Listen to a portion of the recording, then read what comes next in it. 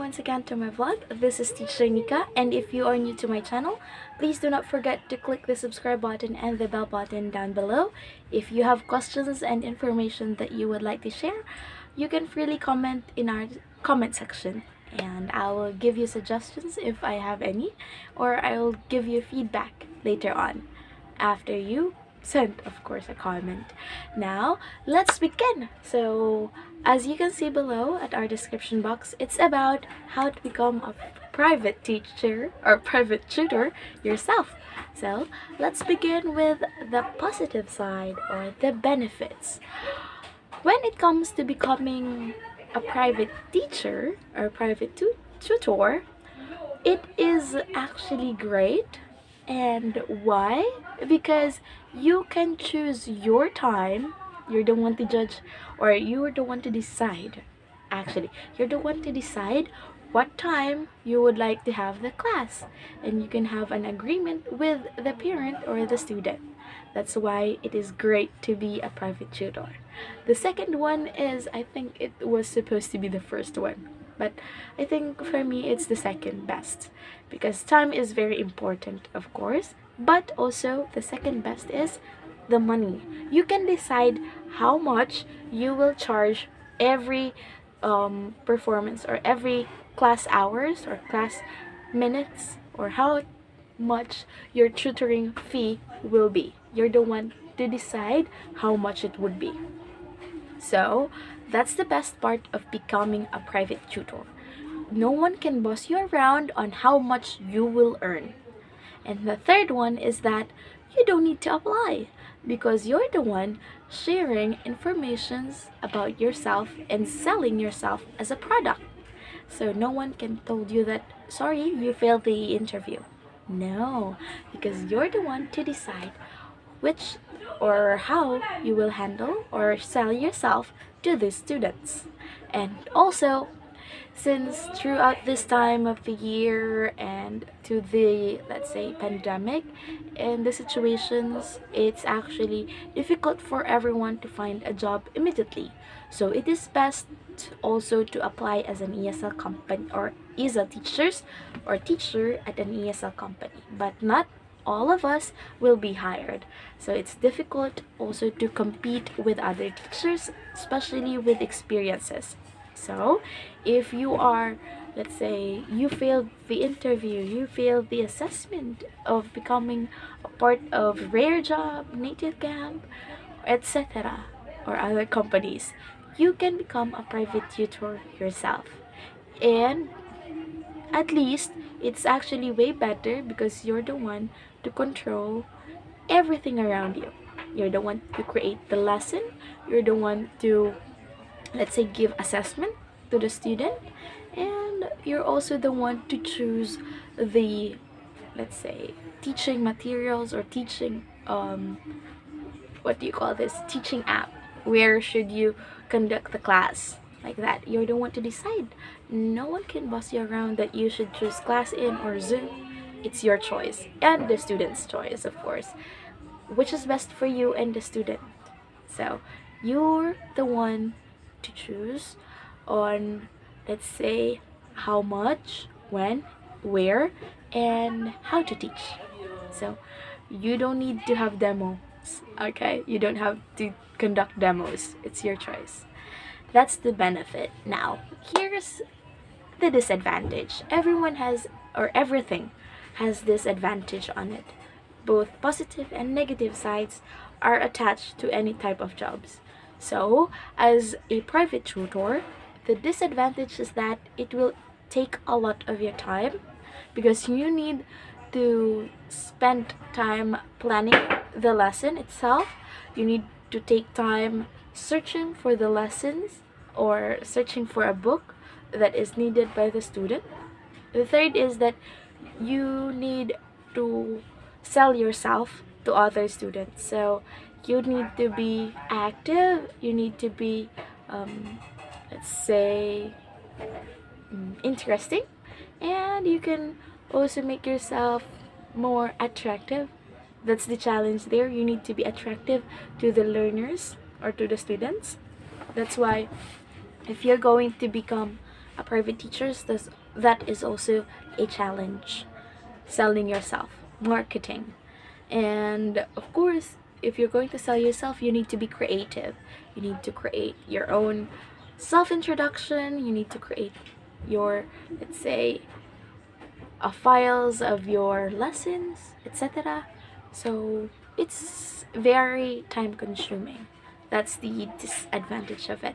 Though, after that, actually, it's a sweet income that you will have in the future after all those hard work, because there's a sure income in private tutoring, because you and the student have already the agreement, and there's no division of that specific salary, because you will receive a salary that is okay, you will receive an amount that is equivalent to your performance of your choice.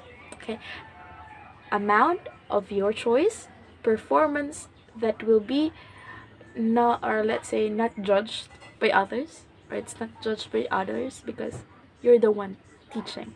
So no boss, no problems. Something like that.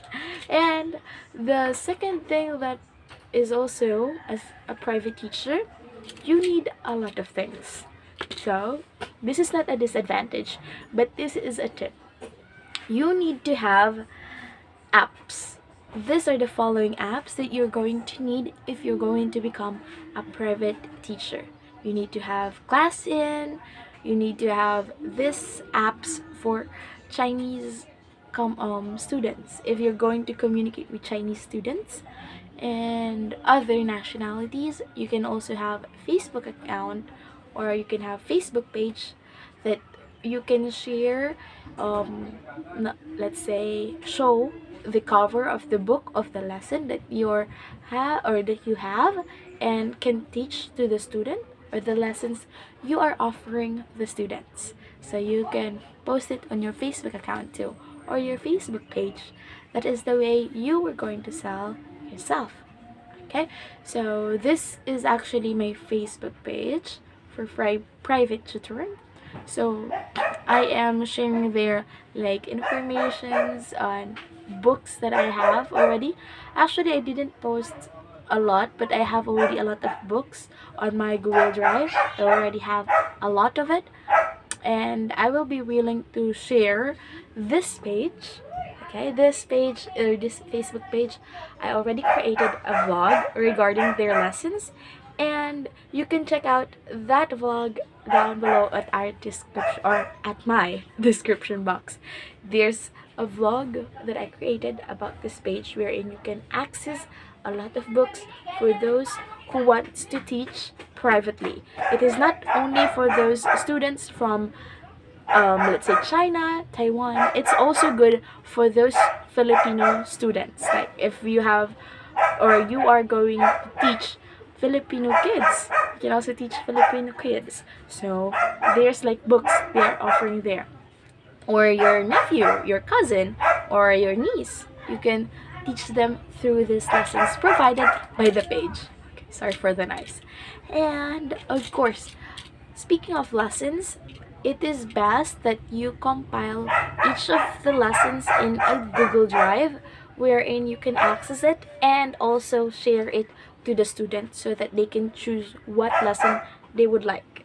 So that's another plus point for convenience. Okay, next is that what to do, okay, what to do if I want to be an private online teacher. So if you want to be a private online teacher, first is that you need to create an information about yourself. For example, and these are my following informations. If there's like someone that will message me, if they wanted, or they are interested in my skills, or they are interested to be one of my students, I will send them this. So this way it will be convenient for the student to see and analyze if they would like to book a class with you. And also another thing is that you need to decide how much every 25 minutes, every hour, you're going to charge the student. and this must be fixed so that your salary or your income will also be fixed. Actually, another tip or last tip before I close this video or I end this video, um, before I teach or conduct the lesson, I offer free trial class to the student, and you can decide how many free trials you would like to give the student. Okay, so you can have free trials for the student, but before conducting free trial, it is best to ask for payment first from the student. Why? Because there's like one of my friend that actually experienced a tragic experience from becoming a private teacher, because after she conducted a private class, the student then said he or she is not satisfied with the performance or the class of the teacher. Therefore, she will not or he will not pay for the, let's say, free class of the teacher. Though it is said free class, it is a part of a package already. So make sure that those free classes is part of a package and ask for a payment first. Make sure that there's no student that will abuse you in terms of your, like, because there's no total agreement in terms of, let's say, it's more of a verbal chats agreement. So it's the best that you assure or to make sure that the student can pay you, because it's difficult, especially if they are from a different country. You cannot actually just said that if they blocked you on chats or on let's say WeChat or messages, you cannot actually go and, let's say, you cannot actually go to the student and ask, because you're not living in the same country they are, so it's difficult. Okay, so make sure that they pay first. Or if you are too confident or this student is already your student before, you're confident that this student will pay, at least make a written document or written agreement wherein the student is must have to pay this type of amount after this type of lesson or this package, so that it would be fair for you and the student. Because also, as teacher, you have responsibility to attend the classes. So if there's no excuse, please attend the class, because this way they can be, let's say, oh, you're one of my favorite student, I will introduce you to my friend and my friend can book a class to you. That's another plus point. So in that way, the learner can, let's say, market you. Okay, so they themselves can market or sell you as their teacher to other friends of them, so that you can have more and more students and more income in the future.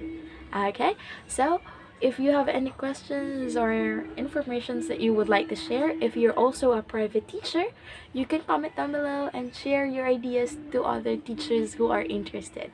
And for more information, don't worry, I will paste it all in our chat or in our description box, my description box, so that you can check it out and see the videos. Okay, thank you very much, teachers. Have a great day and see you again next time. Bye bye.